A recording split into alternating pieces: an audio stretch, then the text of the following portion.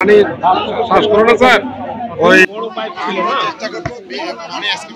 দেখলাম বাচ্চা পড়ে গেল, মানে কাছে ছিল, একটু নাড়া কাছে ছিল, খুঁজলাম, খুলে হালকা মানে আছে,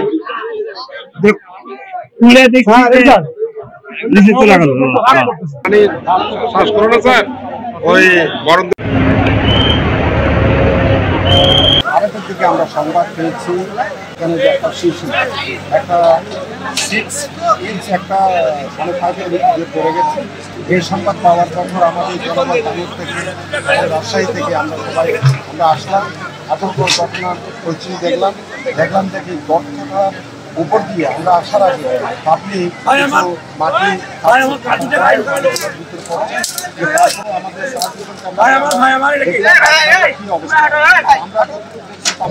মনে করি বিক্রিম হবে